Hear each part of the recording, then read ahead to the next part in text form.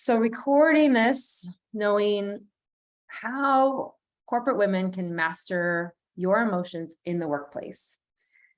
I think this is an interesting dilemma, right? We're all kind of, I think at least I'll speak for myself. In my work world, I wasn't told to bring my emotions to work. In fact, most industries in the 80s, when I was a teenager, getting my first job, we were kind of in the man's world of that whole Working Girl with Melanie Griffith. Remember that movie? Yeah. And like 9 to 5, tying up your boss, like all these horrible movies. And we were taught, don't like, be a man, essentially. Be a man. Who can relate to this? Especially if you were in industries like banking / finance, maybe it was construction, anything that had been traditionally, historically, like really, really largely male population. And even probably ones that weren't, right? Maybe even teaching. Teaching is primarily women dominant, at least at the levels within high school, middle school, and elementary school and stuff. And it's just not addressed, even though the children might be only dealing with emotions at any given time, right? And I'm not a teacher, so let me know if I'm saying something out of line, because maybe you do have training in that for yourself, not the kids, but for you. I would love to know. So there's 2 layers to this. Like I am thinking, there's the emotions that you have and how you bring them to work. And I would say even just noticing them is the first step. And then there's this other layer of the cultural landscape. What is the culture in your work world for emotions? There's a really, really good article on this from the Harvard Business Review.org, which it talks about there's a cognitive culture, but there's also an emotional culture. So we talk about culture all the time, right? But there's also, that's mostly the cognitive, right? What do we value intellectually? How do we show up? What do we believe in? Like, these are more of the, I would say, the cognitive side. And then there's the emotional side, which is what is the undercurrent underneath all of that? It might be spoken, it might be body language, it might be what you say or what even you don't say. And the quote in there I think about is, even a culture of suppression is an emotional culture. That's the emotion, is fear. Don't show up. Don't talk about it. We don't talk about it. We don't ask questions. We just do it. Right. And that management style, I think, is a little bit out of touch with what we need now. So how do you master these emotions, knowing you've got the cultural aspect, but also you? My sense is the first step is to know it's okay to know how you feel at work. And it's not about wearing your emotions on your sleeve per se, although maybe you do that, that's okay. And that culture could be very supportive of that in many companies. And I think there's a few that I've heard about, and they are in that article, which I think are really, really good. PepsiCo has some interesting stuff going on. They decided to highlight the importance of fun for themselves in their successes, things like that. And there's a bunch of other companies named, like Whole Foods and the Zappos and Southwest Airlines. Like, we think of those names, we think of compassion, we think of essentially people cultures and putting people first. So naturally their employees do that. So mastering your emotions at work really means it's okay to know that you have emotions at work. And if you're having a bad day, if you feel like you're striking out, then you can be naming that for yourself. You might just say, I feel really run down. I'm not at my best. I didn't get enough sleep. I feel fear because I'm not going to get what I have done. I feel sad because I missed out on sleep and I wish I had it.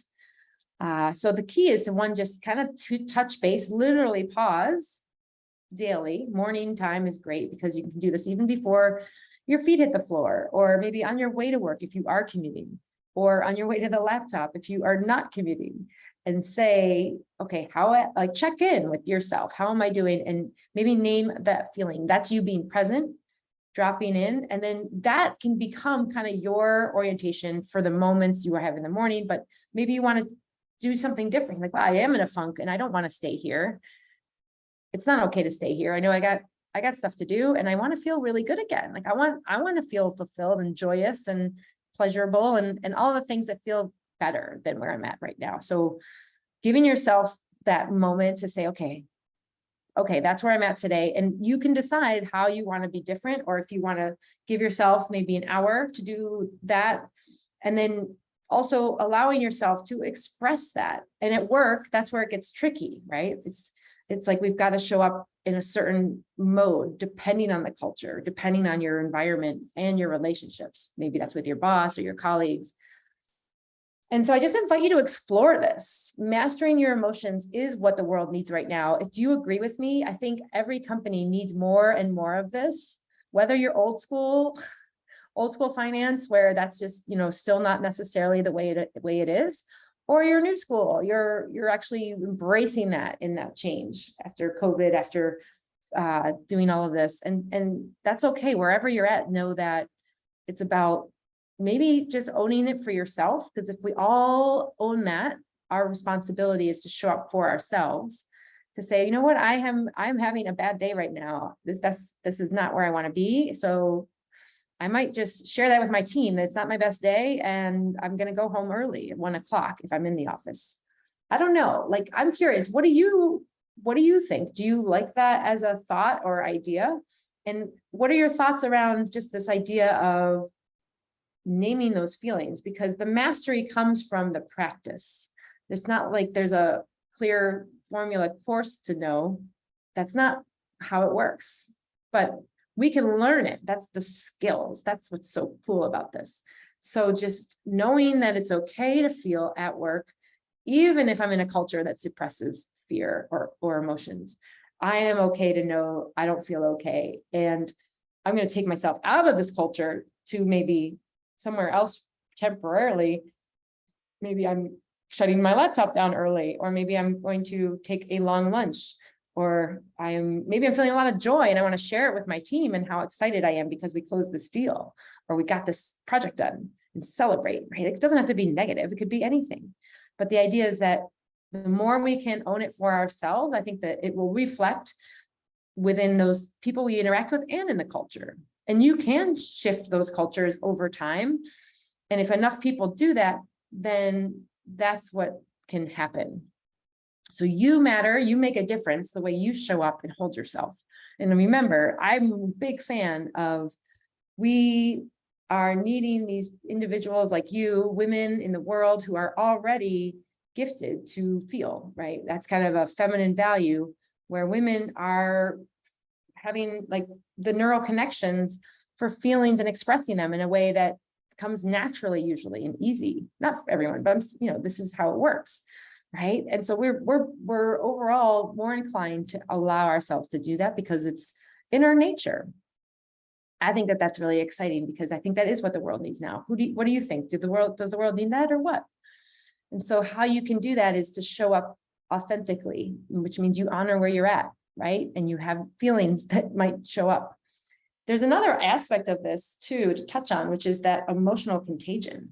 Emotional contagion. Who remembers what this is and what it is? There's actually a really good book about it. I want to say by Jonas something Berg. I forget his name.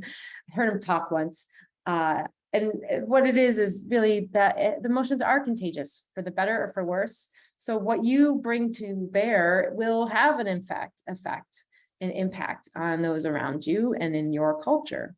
And if you are a thought leader in your work world, if you're an executive, if you're someone who's a top manager, like that is your responsibility to also bring down through the chains and lines of the org to help other people know that their emotions are also important. And the business speak isn't always there, right? We don't really have words for this sometimes. I think that's totally okay.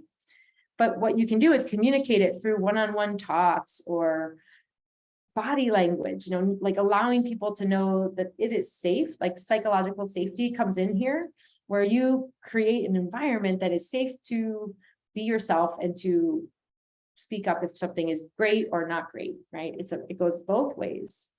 So what are you getting out of this? I'm curious. What are you getting out of this that you would like to share here? I know for me, it's never too late to start naming your feelings. It's never too late to know that you can do something different. And when you're able to master your feelings, for yourself, the world benefits, not just you. I mean, you will benefit tremendously. You'll like, think about it. If you actually knew how you were feeling at all times, because we're on autopilot a lot, we don't check in with this. If we were to do that, then we could make decisions better because we were really clear on what we want. There's actually research that shows when we have our emotional centers that are engaged, we make quicker, faster decisions. When that area of the brain surgically was removed, there was a example of this where someone had a lobotomy, and that was just that area of the brain was removed. Then that took that person hours to decide what color pen to use. Like, they couldn't make a decision. Like, there's a lot going on with feelings that just aren't even, I would say, acknowledged anywhere, let alone the workplace. So we are here to change things, right? We are here to change things and move forward in ways to accelerate change in good ways, so that you don't have to be stressed and overwhelmed all the time, so that you can use your leadership skills to amplify all the things that you're already doing. But if we're robots, or we choose to check our feelings at the door, first of all, most people can sense that, right? If like, how many times have you seen someone who is maybe a little bit irritated or angry or upset? Does it take you a long time to figure that out? Like, you know that instantly because we're picking up on nonverbal cues. They don't have to say anything. You feel it in the room if there's fear. You feel it in the room if there's joy and fun. And if you don't feel it in the room, that's okay. It's a skill. Start feeling it inside right here to know what's going on out there. So the first step is to just continue to check in with how you feel. And chances are, this is a lot of my training, is if you are feeling a feeling, the chances are everyone else in the room is also feeling the feeling. So if you feel fear, chances are a lot of people are feeling fear. If you feel joy, or even something different like frustration, anger, then chances are a lot of other people are feeling that in the room. It's emotional contagion. There's a reason why that's the name for it. All right, so are you getting what I'm saying? Are you picking up what I'm laying down, ladies? Leaders, this is like an all points bulletin, APB, yeah, all points bulletin for knowing your feelings are really important and they're really needed, and it starts with you. And that's the first step for mastering your emotions at work. And if you still don't, like, let's say you are in that fear culture or suppressed culture, the first place to start is to know and assess, like taking inventory, like, okay, what is the culture here? And then, do I feel safe in the culture? And if you don't feel safe, chances are you've probably got a lot of feelings that you'd like to express about it. And is there anything you could do about it? Like, what could be maybe one conversation you could have? And again, think about it like really base level, like one-on-one conversations. Maybe it's a talk with your manager. Maybe it doesn't need to be in a group setting. But the more we invite this in to be with us in work, in corporate culture, the more it will be okay, right? And we're kind of the pioneers here. Like, this is 2022. And I think really up until the pandemic, so since 2020, we haven't had a need for this in such an urgent way. And now we do, because there's a lot happening. Quiet quitting. This is a topic I will be addressing soon, because it is ridiculous. I'm not going to lie. And I can't wait to get into it more. But, you know, people who like think that it's okay to kind of ease the brakes off your work and just disengage and show up at bare minimum. Is that really the answer? Like, no, that is not the answer. You, like, just from a personal satisfaction standpoint, that I want to call it career suicide. Like, don't do it. Dude, there's other things. It's like, call me, we'll figure something out. Oh, okay. So I am excited for you to think about this. And my key action item for you, if you're listening to this today, and thanks for joining if you are, my takeaway here is, when you go into the office on Monday, okay, let's just start for a fresh day on Monday. Monday, there's usually a buzz, right? Like, there's like stuff going on, and maybe you're working from home. So this is you and your meetings. This is you with assessing the culture. Like, first, what's the culture like? And it might be even in your mission statements, or your vision statement, or your mission statements, or your purpose statements, or your values of the corporate company. And maybe you're a small company and you don't even have that yet. Or maybe you are a solopreneur and you don't have that. I recommend that you put that together, because that's going to define and embrace how you are in this environment. If it's just you or maybe less than 5 people, really good to have that kind of governance. So assessing your corporate culture is big. And then notice a feeling while you're in a meeting. So if you have a staff meeting, a team huddle, anything like that, what is the overall emotion like you feel ongoing through that? So you might just notice a couple times during your 30 minutes, like maybe every 10 minutes or once every, like in the midway point and at the end, see how you feel, because your feelings will change over the meeting, right? Maybe someone cracks a joke and now all of a sudden it's great and you're laughing and you're expressing, that's great. But then maybe there's this project that missed a deadline and we're figuring out crisis management for it. And that's just fear and anger and maybe even hurt and sadness, like everything and all other things. Right. So just notice the reactions of others when that happens, right? Is it okay that these happen, or are people shamed? Is there just, it could be anything, and it could be toxic, right? Like this to the far extreme. So your job is to kind of be the detective here and see what's going on and see how you're feeling in at least one meeting. Maybe you do it in multiple meetings, you kind of track that. And then at the end of your day, you take your assessment and say, wow, okay, looks like 80% of the time I felt annoyed. That would be anger, right? And there might be a little fear in there too. That's why those 5 primary feelings are so important, because they all kind of break it down into really simple understanding. And that's why it matters. So anyway, I'm excited for you to try this. Let me know how it goes. I would love to know how you are beginning to master your emotions in the workplace, because there is a place for them and they are so desperately needed in good ways that move things forward. Trust me, like there's a way that you can show up that will be inspiring and a model for others, even maybe changing and shifting bigger picture culture that could benefit everybody. All right, everyone, I hope you have a great Friday. And if you want help on this, if you're stuck here and you're like, yeah, I just feel so frustrated that I don't even know how I can show up. I can't even focus. I want to hear from you. So message me, just message me here in the chat. You can direct message me if that's more comfortable.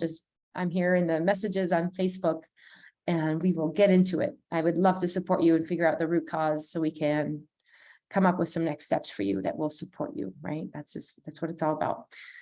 All right, everyone, have a great Friday. Have a good one. Bye.